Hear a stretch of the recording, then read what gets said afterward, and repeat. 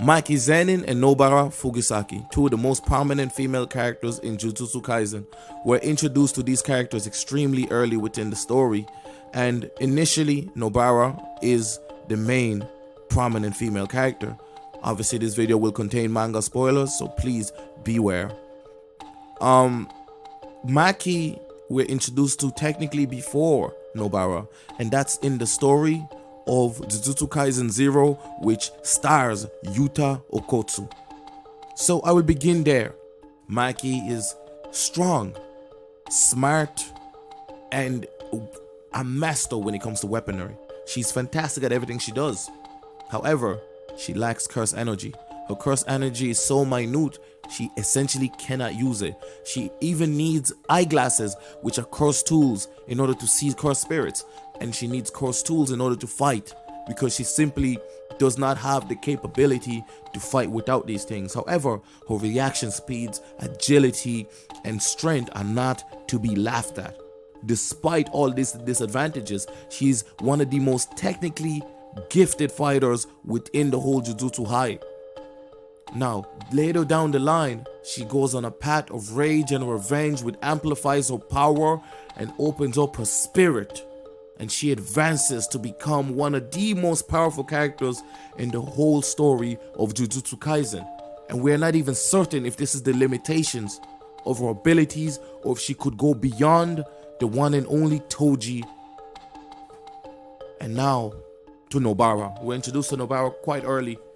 And this is in Jujutsu Kaisen, the main storyline, rather than the prelude. Because as the prelude, you know, and many people know, the prelude has some, I don't want to say anti-feat, but some feats there and some things that happen there that don't exactly correlate. I almost choked. Don't exactly correlate with the main story. So let's continue on forward. Nobara arrives and she is extremely gifted, brash, confident, and yet a little bit nervous. She is not unwilling to hurt herself because her ability requires it. It demands it. She uses nails and dolls and uses that in order to amplify her abilities and to kill curses. She's brilliant. She's one of the few female characters we'll introduce to, and she's like annoying-ish, but her annoyingness is like completely overridden and overwritten by her pure chaotic energy. She is so dark and ready and so powerful and unafraid, and it is fantastic to see. It is rare that you get a female character that doesn't ask to be saved, that doesn't necessarily needs to be saved, and is ready to fight next to her male counterparts. And it's important. I know people are going to be like, why are we talking about male and female? It's important because let's just admit it, female characters are often done dirty, especially in shonen. And that's what I found very interesting about both Nobara and Maki. Because when Nobara at the beginning of the story is prominent, she's extremely prominent. She helps fight the brothers, the blood brothers as I like to call them, or the curse wounds, right? With Yuji, and she's victorious and he's victorious, and together they defeat all the brothers, right? And then during the Shibuya arc, she's out there fighting as well. Now the focus in this part is mainly with Yuji and his battles, and as we reach her, she meets her demise. It feels so sudden, so rushed. Why? Maki, on the other hand, is just almost in the background. She's just this girl that knows how to fight very well, but the higher ups hate her because she doesn't really have curse energy, and maybe she reminds them of Toji, but they do not like her, so they refuse to upgrade her to the certification that she actually deserves, the qualification that she deserves. They refuse it. And why? It's because the Zenin clan, they are blocking her from climbing any higher. And yet she defeats those that are ranked higher than her, and she goes on missions and she's capable of doing much more than what she's given. She's just in the background. She's not that important. The focus is on Nobara. She is the one with the main trio. She's the one teamed up with Megumi, who is the duo-antagonist, as people like to say, and Yuji, who is the protagonist. and Gojo, who's the main sensei. So why does Gege do a bait and switch and make Maki prominent? And I think it's important because nobody had any expectations for Maki. Everybody believed that Maki's limitations was essentially where she's at because the curse energy is unusable. Everybody, nobody expected her to become this crazy special grade sorcerer with no sorcery. Nobody saw it coming. Not Gojo, nobody. Although Gojo thought she was strong and she was capable and she was talented, nobody foresaw what would come. Not even Maki herself. And that's the beauty of it. But Nobara, we, the audience, had expectations. None of us had expectations for Maki. We thought she's a cool character. And that's kind of where it ended. And yet she went ahead and she outlived Nobara. And she outshone Nobara. And she's become more prominent than Nobara. She's one of the most powerful characters we have. More powerful than Yuji. More people say she might be more powerful than not Yuta necessarily, but maybe Hakari, maybe even Yuta. She is now a part of the big three, the three strongest people left within the culling game. At least on the good side. And I think, like I said, it's because of her lack of power, her lack of potential, her lack of light, her lack of like energy. Like you don't really notice her that much. And I think that is why Gege thought it's better to do it this way, because in every other show, manga, the main female character is going to be the main female character at the end. We don't get a switch. The main trio always stays the main trio. But in this, 2 out of the main trio gone, replaced by different characters. Hakari has become prominent. Yuta has regained his prominence. And Maki has entered center stage with them. It went from a main trio to a main quadrant. I think this makes the story far more interesting. And I love Nobara. I wish Nobara was back. I'm not going to lie to you. I still wish some way, somehow she comes back, because that doctor that took her away said, there might be hope. Just don't hold it on me. Like, it's very small. It's very minute. But there might be hope. And he flees, carrying Nobara with him. And we're just left with that. And I hope she returns, because it'd be great to have more than one female character that's prominent and dominant and powerful and is important to the whole narrative and story and doesn't necessarily need anybody's help and can handle shit.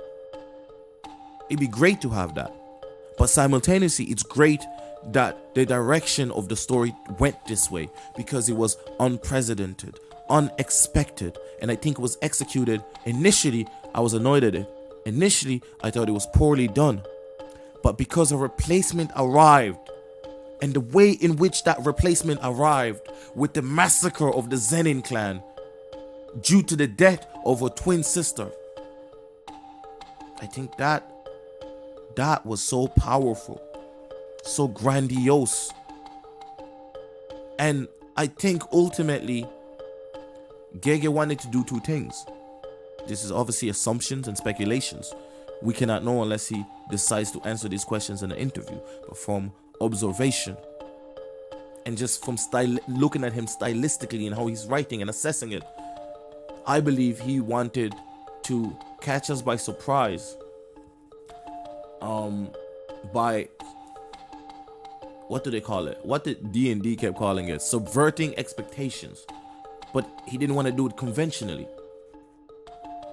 He let us feel like we lost the only main female character just from the same ashes, then to bring forth Maki, a more powerful character, one that immediately rose to special grade immediately upon her revival, upon her rebirth, chasing after 15 Finger Sukuna, the same Sukuna that demolished Shibuya, the same. And now here she is, ready to do more. And yet, in the back, Gege left us with hope that your main prominent female figure, the original prominent female figure, might just return. And that gives us excitement and anticipation. The same way we anticipate the potential return of Gojo, the potential return of Megumi. He does not shut the door on any of these characters. He leaves creaks and then decides whether or not those doors would ever open or if one day they would shut completely. He leaves glimmers of light without any clear image, allowing our minds to wander. And I think it creates a world of so many potentials and so many theories that arise because we are uncertain. It almost seems like he is uncertain. And it's as if we are all discovering the story every chapter, not knowing which way things might go.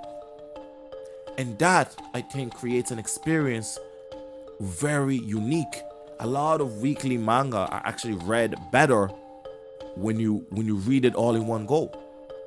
However, I enjoyed Gojo's fight with Sukuna so much more, waiting in anticipation weekly, uncertain of the outcome, uncertain if it's over, uncertain of what will happen next, keeping us on the edges of our seats. And yet, even in its conclusion, he gives us options.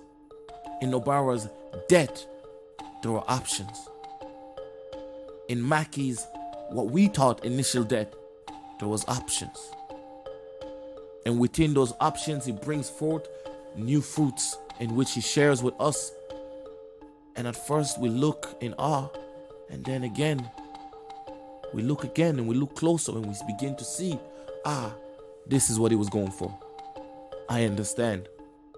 And I think the reading experience of Jujutsu Kaisen for weekly, I think, is one of the best I've ever had. I normally prefer reading things in bulks because I just get everything. I hate waiting and all these fluff chapters, right? And Jujutsu Kaisen, when I read it initially, I read it in bulk in order to catch up, and it felt way too fast-paced and rushed. Reading it weekly still feels really fast-paced, but way less rushed, it feels, because you have time to sit down and marinate and think about every chapter instead of reading everything together and missing information and missing details and not paying attention here and not getting this and not having time to think and just continuing forward. And this is where I think Nobara versus Maki is so interesting, because is Nobara dead? It is never stated, but it seems that he might be, right? When Megumi asks Yuji,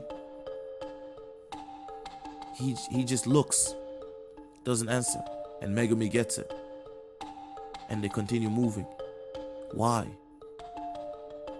When Gojo comes back, we get Gojo talking about Nanami and other people. No mention of Nobara. Did Gege forget Nobara? Listen, I actually would not be surprised if he did, because it is Gege. He do be forgetting. That cat is something else, bro. I ain't gonna lie to you. But it is unlikely he'd forget Nobara. It's just simply too important, or was too important, to just be completely forgotten. But again, we're at a time of war. Nobody has time to mourn. Nobody has time to think. And that's where also some of the criticism comes from. Like, why did he not show that damn month? Everybody wanted to spend some more time with Gojo instead of him coming back and dying. And again, we're left with mysteries. And there is a negative connotation to some of it, but there's also a positive, because we are intrigued, and an engaging story is the best story. And Nobara and Maki are just an example of how Gege likes to weave his, showcasing you one direction before pulling the wool or the rug under our feet and changing the direction.